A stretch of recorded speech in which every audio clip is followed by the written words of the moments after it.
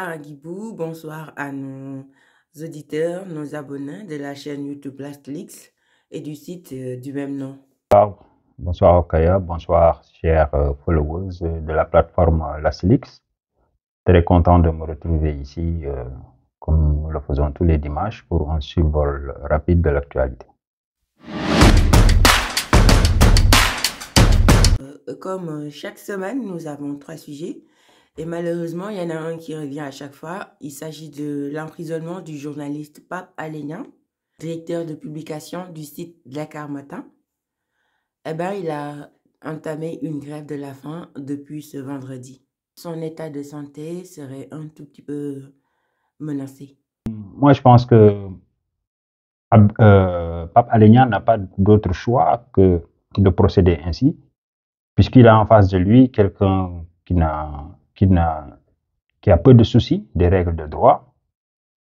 Il a raison. Je pense que c'est le seul moyen dont il dispose pour se sortir d'affaire, parce que je ne pense pas que ce seront les mobilisations des Sénégalais qui feront reculer Macky Sall. Et donc, il ne faut pas s'attendre à ce que ces règles, ces droits soient respectés. Donc, il ne peut qu'observer une grève de la faim, quitte à se risquer à mourir, mais au moins ça fera tilt et ça pourra au moins l'extraire des mains de ces ravisseurs.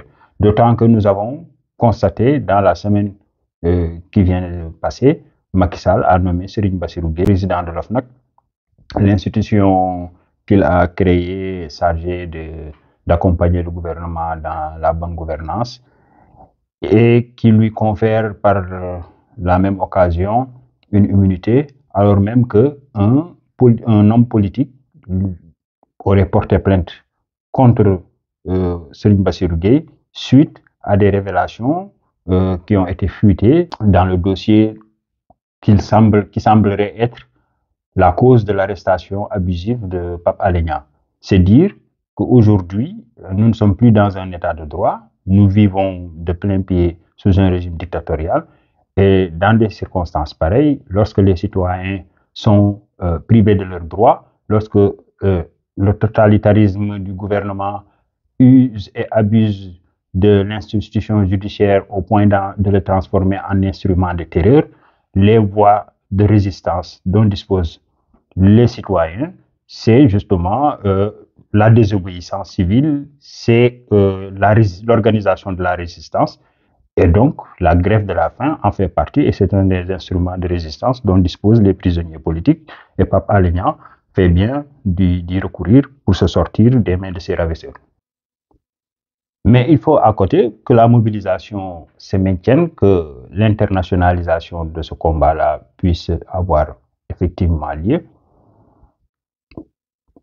Ce sont ces deux actions combinées, à mon avis, qui pourront exercer une pression auprès de Macky Sall, qui est quand bien même il est dictateur, il est assez regardant de l'opinion occidentale par rapport aux apparences de respect des règles des standards de règles de droit ou de gouvernance que les organismes internationaux érigent ça et là, et qui justifie un peu la politique impérialiste et néocoloniale de l'Occident sur les pays du tiers-monde.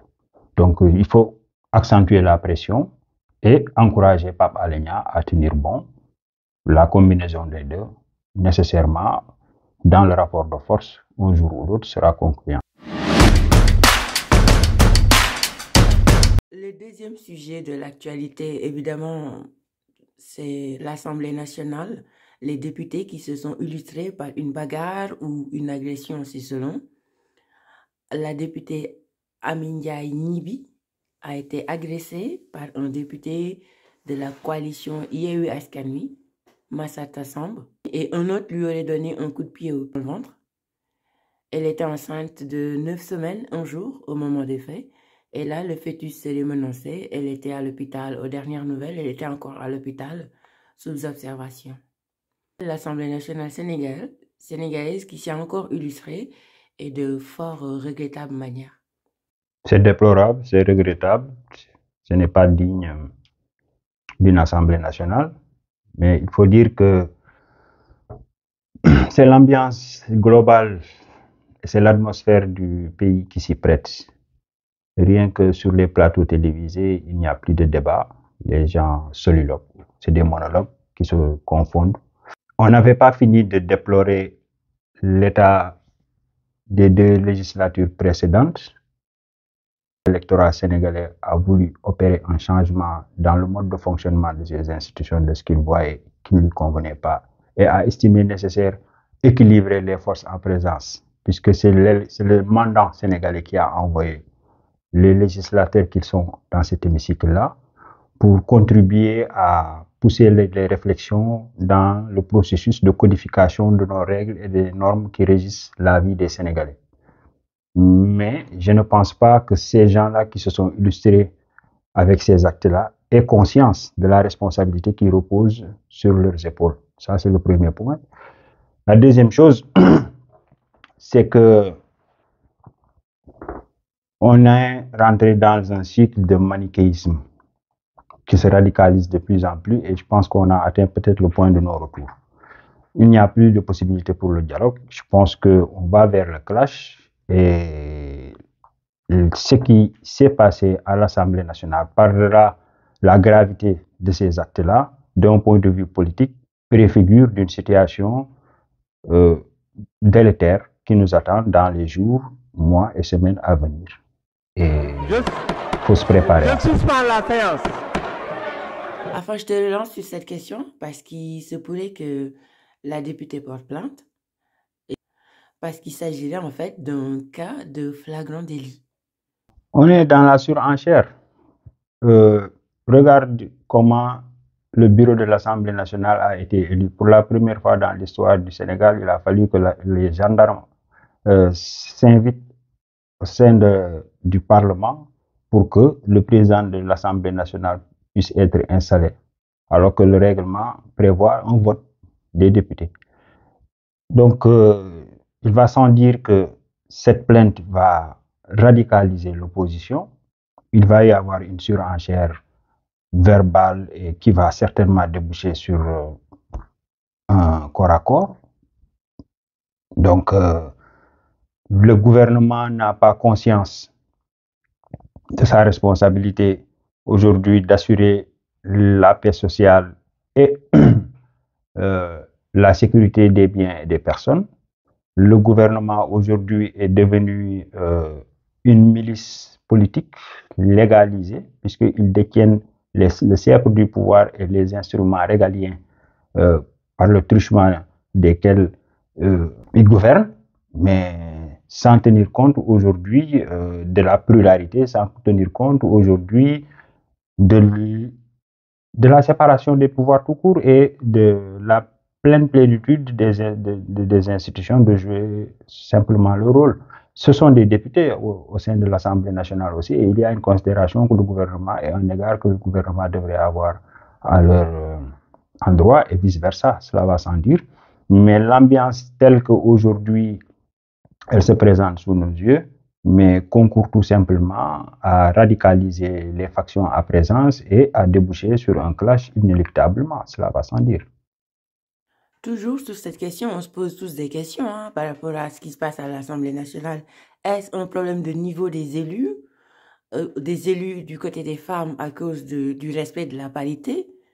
Ou bien est-ce juste un manque de civisme, de citoyenneté, je ne sais pas. Comment peut-on expliquer ce comportement des députés? Cette violence verbale et maintenant physique au sein de l'Assemblée.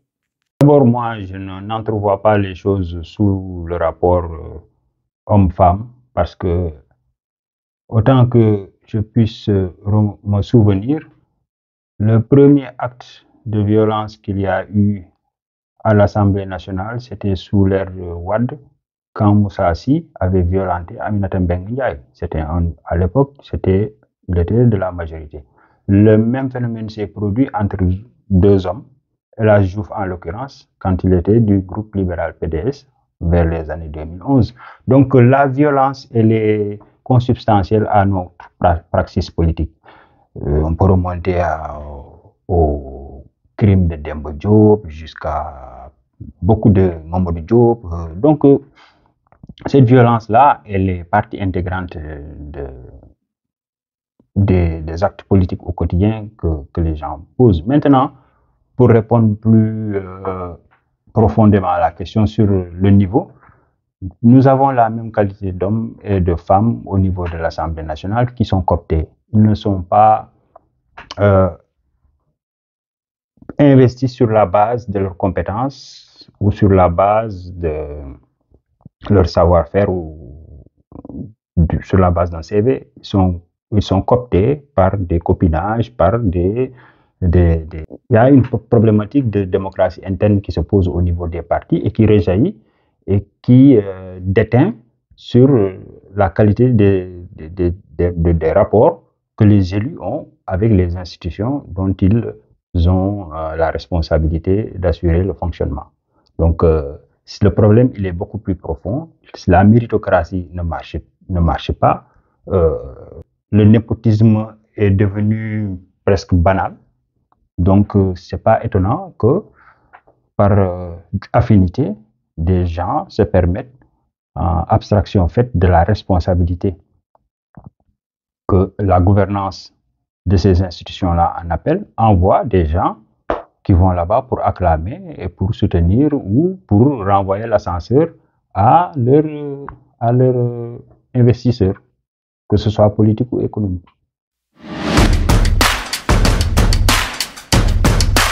Dernier point en passant, c'est la défaite du Sénégal. On avait espéré, hein, mais on a buté sur une équipe d'Angleterre trop forte pour le Sénégal. Je pense que nos followers se rendront compte par rapport même à mon attitude un peu morne, plutôt, je voulais dire, que là, je suis encore sous le coup de la défaite. Donc, c'est le football. On est dans la haute compétition. Ça demande beaucoup de la part des compétiteurs et parfois la moindre défaillance peut être fatale. Et je pense que c'est ce qui nous est arrivé. Nous sommes tombés sur plus fort que nous. C'est dommage.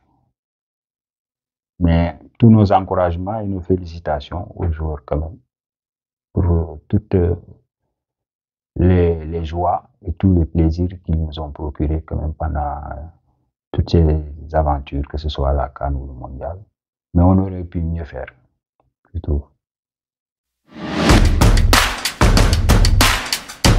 Bah écoute, c'est toujours un plaisir de me retrouver sur le plateau de l'Astélix pour un survol de l'actualité, même si aujourd'hui ça a été une soirée particulière à la faveur de cette défaite que nous venons de subir. Mais c'est toujours un plaisir. Et puis, nous sommes dans une situation de crise.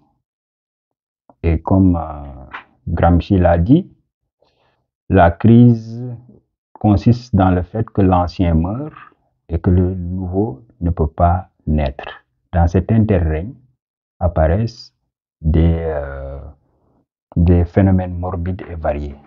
Donc, nous sommes de plein pied dans cette apparition de phénomènes morbides et variés au sein de nos institutions, dans la société, parce que l'ancien se meurt et le nouveau peine à naître, et œuvrons collectivement, horizontalement, de manière à faire émerger justement un nouveau, pérenne, durable et démocratique.